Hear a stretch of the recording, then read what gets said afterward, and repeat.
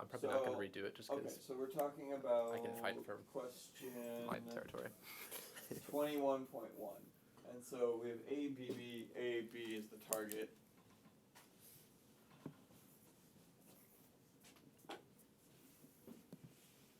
We want to get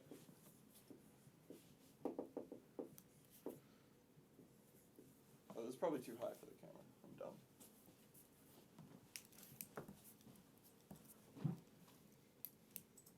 Yep, way too high. Good marker though. Look at that. Yes, I love this marker. This is the one from last time for sure. Okay, so we want to somehow A, B, B, A, B, right? So what's the, I'll just write the rules down as well, I guess. Someone read them off to me, actually. S to A. What else do we got? I don't have them. Oh, They're at the very top. A to BA. Mm-hmm. A to epsilon. Mm-hmm. B to lowercase a, B. Capital B. Ah, Oh, sorry. And then a capital B to lowercase b. cool. Okay, so we're starting with S. This is still in range. Good.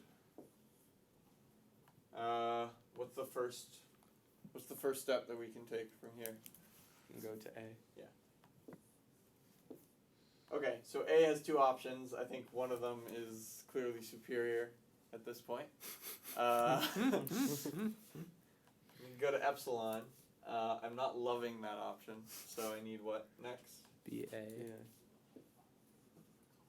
Okay. I see how to do that. Um, It's really straightforward. And then so right. So okay, Lowercase let's handle the a, B right first. Yeah, lowercase a, B. Yes, exactly. So I had a question actually about this. Yep. In the example, he does a rightmost derivation, where he do I need to do that for the homework? I wrote it out that way just to be safe, but am I gonna lose points for not? So the answer is probably no. Derive the string. Does not say. Okay. If it doesn't say it, then no. So you don't have to do a rightmost derivation. Do we want to do a rightmost derivation? I almost think this one's easier not doing a rightmost derivation. But okay, and let's handle the B again. We're basically doing leftmost because for this problem it's actually easier. B. What can we do with that? I think I did Make B. it lowercase b.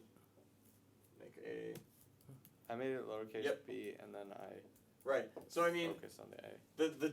the trick here is really just that if you do this leftmost, it's always really obvious which rule to apply. Right. If you resolve the I'll leave the rest to to you guys. Wait, can But you do it leftmost? Or is that You can in this case. I'm just observing that. Okay, think about it like if I need to resolve A. The reason I want to do leftmost is because the B's always end up on the left side, and the B's are the slightly more confusing one to resolve, right? Because the A, you basically always have an obvious answer. Either you want it to disappear or you need it to make more things. Yeah. But for the B, it's a little more confusing. It's like, okay, I have a B. Do I need a B here, or do I need an A before it? And that's how you make your decision on Well, B. doesn't are there multiple ways of doing this?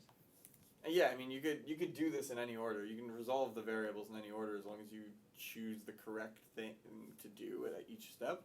But it's easiest to see the correct thing to do at each step for this problem if you resolve the leftmost variable. Okay. Does that make sense? Completely.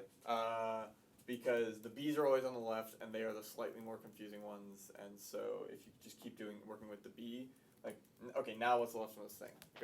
We'll do one more step. Make A, B, A. Right, because we're obviously not done, so we can't make this epsilon. Yeah, I did it. And so now we have B, A, and so now you keep doing that until you want to make this epsilon kind of thing. Does that make sense? Yeah, completely. Cool. All right. Well, the first part is not bad. Yeah. So Okay. I thought it was gonna be more confusing than that. Nope. And the second part is just like tracing this out basically in Yeah. terms of the states, and Yeah. because we have the diagram already actually. Tracing it out in terms of the states because we have the diagram. All Yeah, right. so Is we- this the diagram? What do you mean? The one above. A little bit. That one. Yeah, we already have that. Oh, cool. Like the last homework we had to make that. This time we already have it, so it's just the same thing as the last homework, but like following this. I see. But this is where my question came in because I just kind of did it, and I don't know how it happened. Sure. But it's this left nasty column right there Okay. with no explanations. But I really was not at all utilizing the look ahead set, which is these like A, B, $sign, and like anything to the right of like this business right here. Yes. And I took this to be like the main point of his lecture. So I feel like I have not grasped what I ought to grasp. So let me take a look.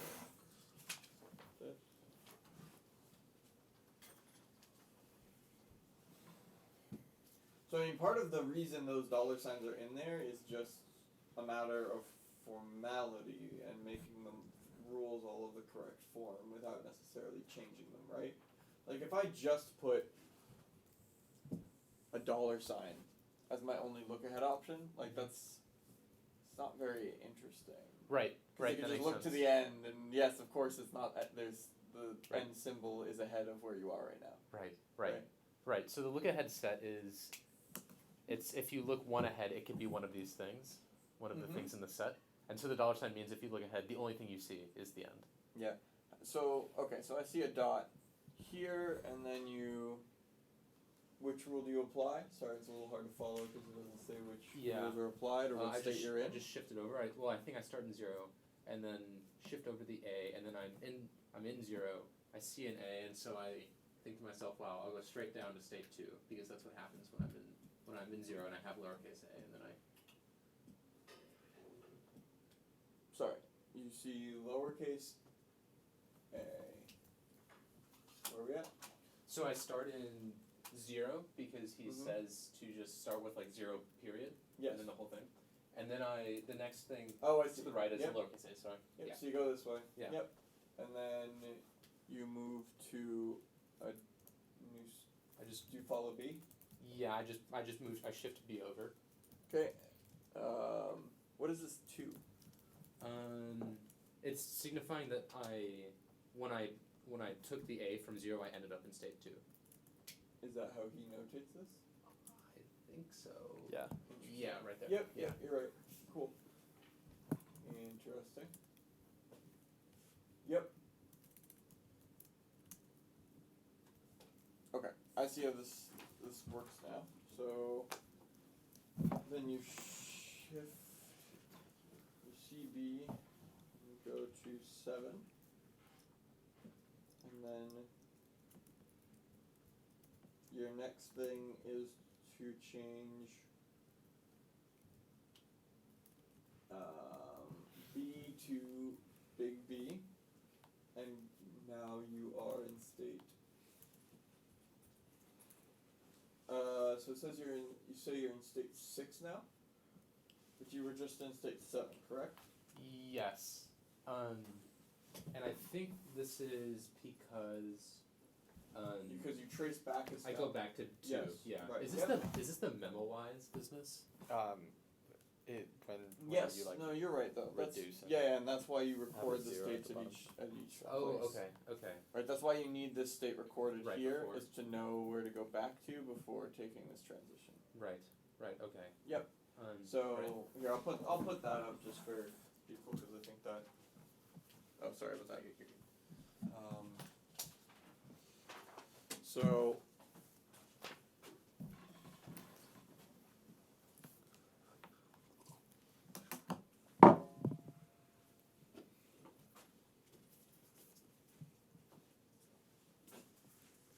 If you want, you can go here and hit enumerate, and it'll give you numbers. I was taught this in econ. Yeah, I'm also econ major. Nice. I used to be econ. You're just an econ major? No, double. Okay. Nice. So I guess one piece of advice Is this a math I elective have one for you? CS. Your CS double with you? Yeah. Nice. is that most of the beginning of the computation is the same, right? As the example there. Right. He has right. up at his examples ABB. Right. So for what does he have? 0 here and $sign at the other end, right? Mm-hmm, mm-hmm.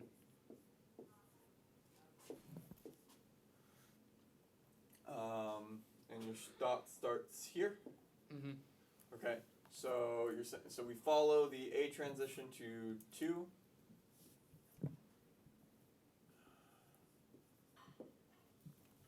And then, like you said, just as in the example, you follow the B transition to 7.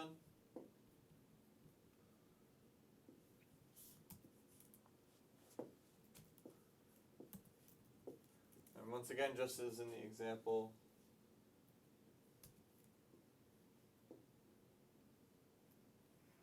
sorry, is it the dot ends up out here again? Or, no, it's here. I think No, it's it's outside. No, it's Yeah, outside. it's It's outside. Yep, yep. You so here you change it to B, so you go back a step and instead take the B transition. because And- you're in a complete state, right? Hmm? Because you're in a complete state. Mm-hmm. Okay. Yes. Okay. Yes. So let me think about how to make that. How do I rationalize that from like an intuitive perspective?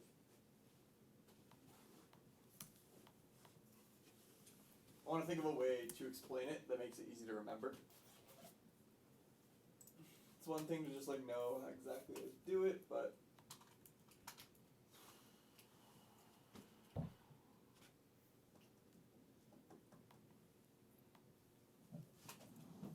what is the best way to explain this?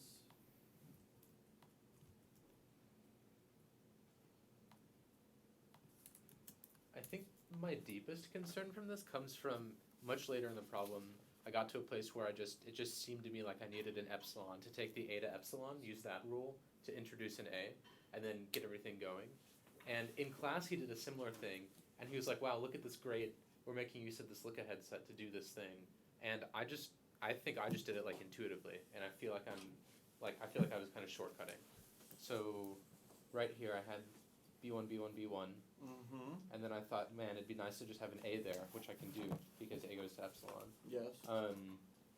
But what I just said is not looking at the diagram and like using the algorithm. It's just like intuition. So It is looking at Well, the yeah, you go, diagram, you though. take an So, A okay, I transition back understand to you're- itself. You're doing it via intuition, but you are looking at the diagram because you're in state 1, right. right? So, Right, and I get that if you have an A there, then you go to state 5, and then you can keep doing that, and it's really tidy. yes. But I don't know. I really feel like he pointed to the look-ahead set and was like, because of this look-ahead set here. Maybe this is wrong. Like maybe I just am remembering the wrong thing from class. But Yeah, it's hard for me to comment because I don't know what. It's just rather like this whole lecture is about putting in the look ahead set into that graph, but we're not using it at all. Yeah. We're just doing it. So I don't really understand conceptually what the look ahead set is and why it's useful. Didn't we use it at the end? same. At the end of our for the epsilon. parsing? He was saying. Because we know that A to epsilon rule exists already, so what exactly is the purpose of the look ahead set? That's more or less my question. Okay, by considering viable prefixes, we limit ourselves to information to the left of the dot. Whether to shift or reduce. So shift is when he moves the dot right, correct? Mm-hmm.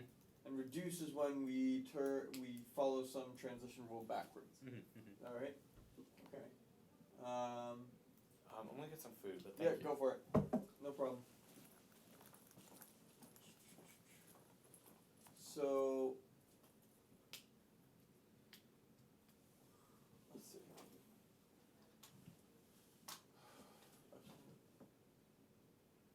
We get this. I think. Yeah. Sorry. No, it's fine. Just give me half a sec.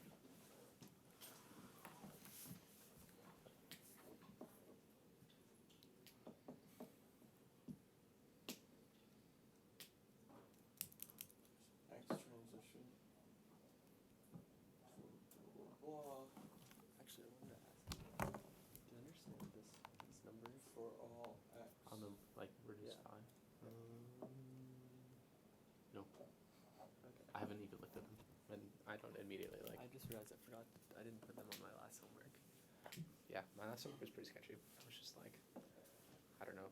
I used a lot of English. So, do we know what determines your look-ahead set? Because that probably will offer you guys some insight, right, into why look-ahead sets matter. Because they're not all the same. If all the Right. look-ahead sets were just dollar signs, then that's not a very useful look-ahead set, right? We Right. we always know that there are going to be dollar signs. Right. So which ones have look-ahead sets and why do they matter? Right? Like Right. look-ahead sets that are interesting. Right. Let's say. And I think to that we go to building the pseudo items. Right. Okay. Okay. So let's go through that. Quick. So here he just adds the end of string symbol, right? Mm-hmm. So that's not that interesting. It's just something he needs to do. If he wants to put it at the end of the string. So there is an X transition from V to some substring of variables and terminals dot X B, and then our look ahead set to the same thing for X in V union T. Interesting. There's an epsilon transition from blah blah blah.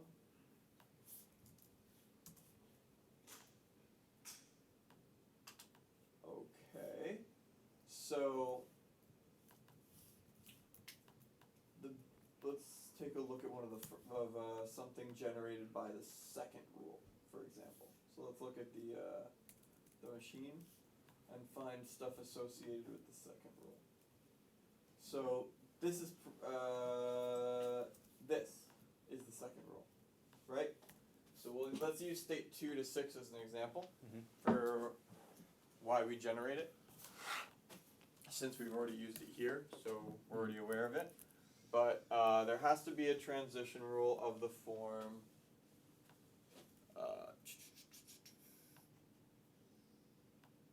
because we have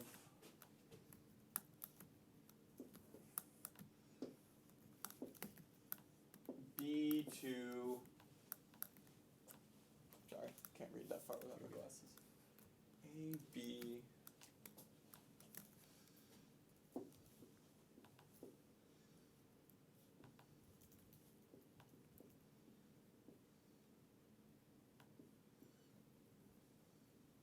so because this is a rule in 2, we need to have a B transition. So B should take you from whatever state has this. So whatever state has this, there should be like a B transition to B.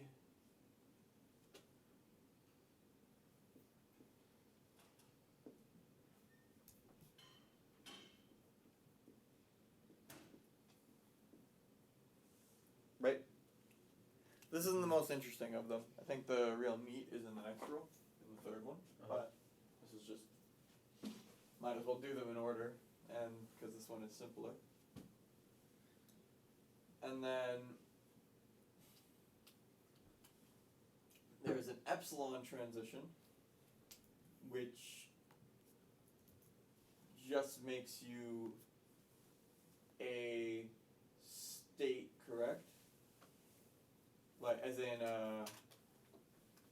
that's how the states are formed, right? Epsilon transitions? I'm not sure. Well, what is an epsilon? So let me check something else very quick. So notice why state 7 exists. So for those I'm not going to draw this one on the board, but if you're looking at the video, you can look at the lecture notes and see in the second automata in lecture 21 is what I'm looking at. So I don't have to keep drawing tons of stuff on the board. But, okay. in that case, it was B transition, but it doesn't have to be a variable. It could be a terminal as well. Right. And so things lead you to state 7 because there was because of the last rule of state 0, for example. That rule exists in many states, and all of any state that has that rule must have a B transition to state 7 just by this rule. Right. When he says there exists an epsilon transition, what he's telling you is he's essentially saying build a whole state around this. Like, notice how all the lines have symbols on them. Right. That's because they're all generated by the second rule. Right. And so the epsilon transitions, you just make that Batch them state into a you state. stay Yeah, in just bigger. That's how you build this. Right. Oh, right. Okay, right. so- yeah. I don't think there's any way we're gonna understand these end things without understanding how the hell he built this, Mhm. right?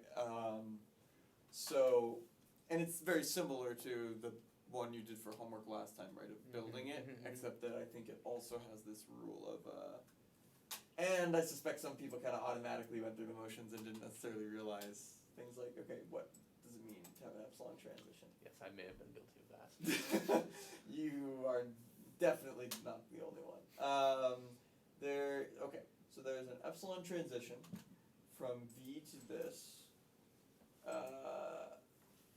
to B, the next symbol, to this if B is a production rule of the grammar. Whoa, okay, that's a lot to swallow. And B, and we need to, what are these things? So, fancy B derives an epsilon terminal string beginning with BI. Okay, so this has to be a string of terminals, right? So the initial rule that we're starting with is some string of variables and terminals, dot, a variable, B, actually, B can be anything. Some variable or terminal B, and then a string of terminals. And then beta derive, I'm going to call it beta. Beta derives epsilon, and BI, okay, so beta derives epsilon is what's giving you the dollar signs, right? That's what generates these dollar signs everywhere, I think. Okay, because notice, how did all these rules get dollar signs at the back? What about the rules for construction of this automaton?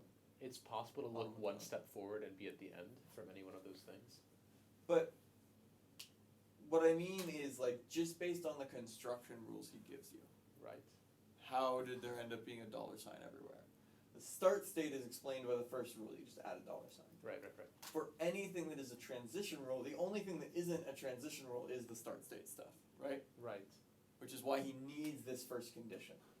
Right. For everything else, he needs to give you another way to end up with this, the look ahead is dollar sign. Right. Because this new syntax requires you to have something you can look ahead to, and unless you can't apply the rule unless you can look ahead and find that symbol. Right. But you can always look ahead and find the dollar symbol because it's the end of the string. Right. Does that make sense? Yes, I think so. Yeah. It's a little confusing because he says, like, he's using epsilon transition and derives epsilon, but what's showing up here aren't those things. What's showing up when he has an epsilon transition is this state. Right. Just the full right. state. Right. What's showing up when he's saying derives epsilon is the end of the input symbol. Right. Right. Does that make sense? I think so. Yeah. So basically, if you have a rule with no terminals after what you care about, okay, let's see. So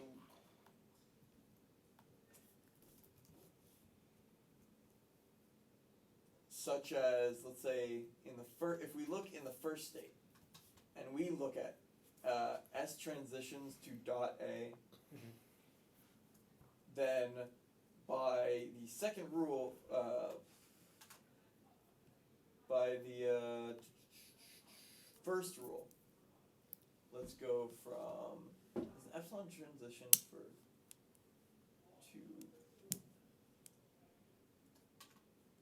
what do we have here? So if we're looking at S leads to dot A, then we have a case of V, in this case being S, leads to empty dot A, and then an empty beta, right?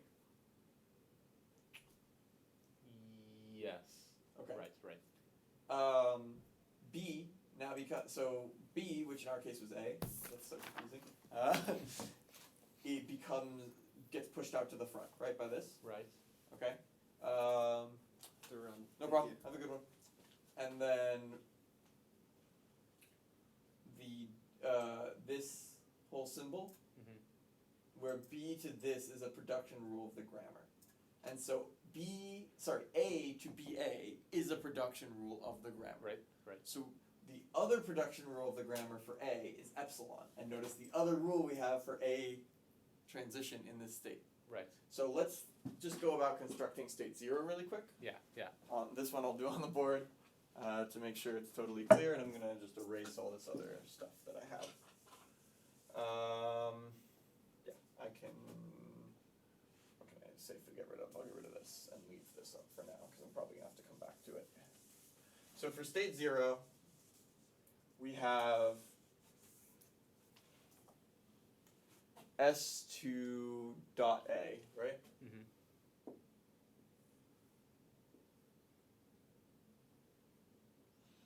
Well, actually, we need to generate this too, right? How did we even get this? S to dot A comes from, it's a production rule of the grammar. What is S? So if we use the rule, let's just produce all of it from scratch. Okay. So we have dot S this simply by the first rule of the construction. Right. Now we're going to talk about our the states, how we build this state, which is via the epsilon transitions. Right.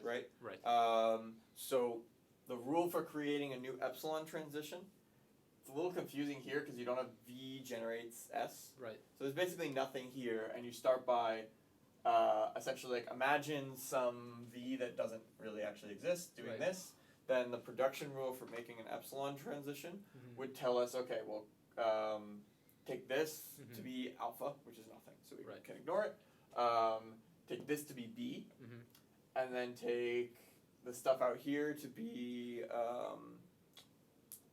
what do they call it in the transition rule? It's like it's the look ahead stuff. Okay. The next thing is, beta. Yeah. So our beta is empty. Right. Well, and now that means we add an epsilon transition to the rule.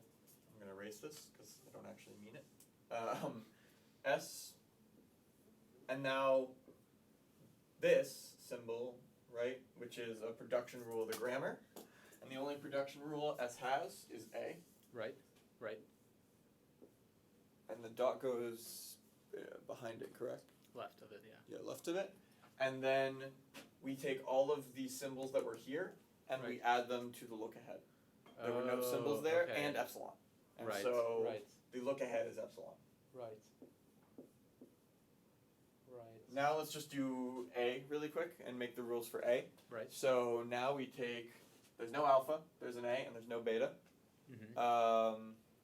And so we take the two transition rules of the grammar that are associated with it. Right. We take A to dot BA. Once again, the look ahead is epsilon. And the other rule is epsilon. Right. So actually that would just go to A dot.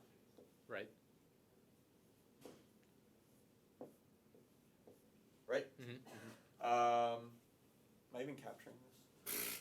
I'm strayed a little to the left, so just make sure I'm in the, yep, I'm within the bounds. So, we'll let's just finish the state. So for B, we are going to where's the only place we see B? Right after the A, right there. Right. So Yeah. this is where we're going to be getting it from. Right. So now we apply it. There's no alpha. Mm-hmm. This is B. Mm-hmm. So that's where we get our B transition rule. Mm-hmm. And then what are the transition rules of B? Oh, I erased them? Shoot. Guess I should've. Lowercase a and then capital B. Right. So we get lowercase a is what it should lead to. Right. And capital B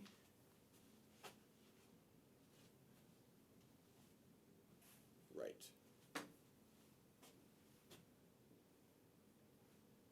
But now we're going to have a more complicated look ahead, right? Right. So where does that come from? Give me a sec. So B derives a terminal string beginning with B. Okay.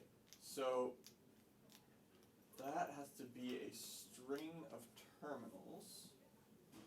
Where is it getting its string of terminals? Production rule of the grammar. Yes. And for each BI, either beta derives a terminal string beginning with BI or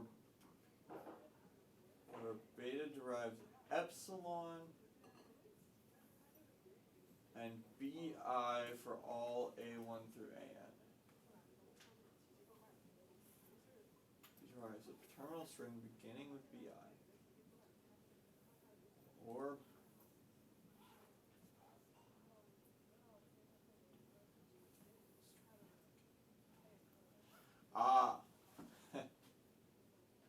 okay. So beta isn't necessarily a terminal string. I misspoke there. Mm-hmm. But beta in this case is A, right? Sure. So what does it mean that A derives a terminal string with BI? He gave this little diagram. S Yes. to A. This is what I thought. Right. And I was just like, And do you actually have to do this? And the answer, it turns out, yes. Right.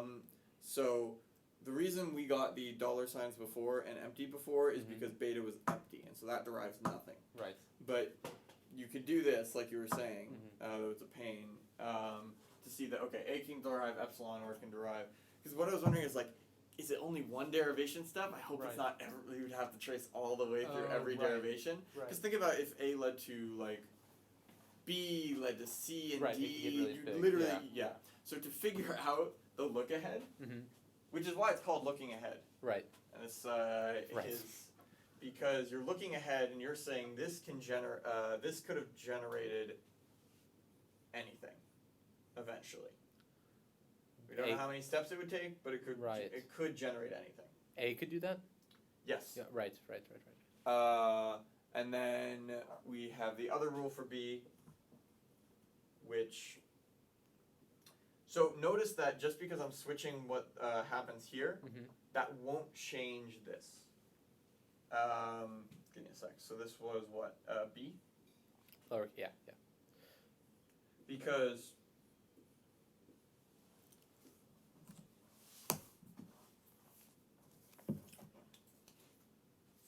so it won't change B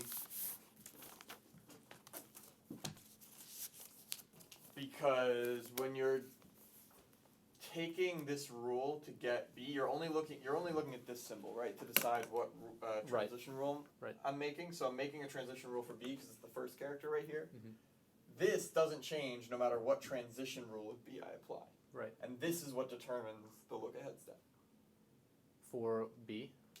for this transition rule. So if I'm Because think of it like this. Yeah. Here. Yeah. Here's the way to think of this look ahead. I'm trying to keep in mind Mhm. what this rule could be producing Right. further to the right. even though I'm not writing it anymore.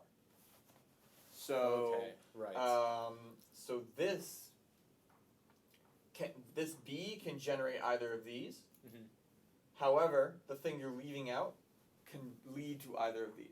I see. Does that make see. sense? I think so. Yeah. That's what these rules are saying to me, at least, and I Right. think that's what they're supposed to be saying. Right. And it makes intuitive sense now. It does. Yeah. Yeah. I mean, yeah. Reminding me that it is called look ahead was helpful. Yeah. Yeah. As to where in this particular computation it becomes critical, if anywhere, I'm not 100%. Did you have your whole thing? Did you want me to look at it? I actually have to That's fine. split. Yeah. That's fine. But yeah, if you want my input on it, you can shoot me an email about it. Sure. And I can try and dissect it later. Sure, sure. That'd be helpful. But otherwise, No, I mean, I think this was quite helpful to get some Okay. intuitions, and I'll look at it more and think about it. sounds So good. We'll see where I end up. Cool. You know. Yeah. Yeah. Sorry. This was mostly just a walkthrough of me talking through why this works. 'Cause Right. Anyways, all right.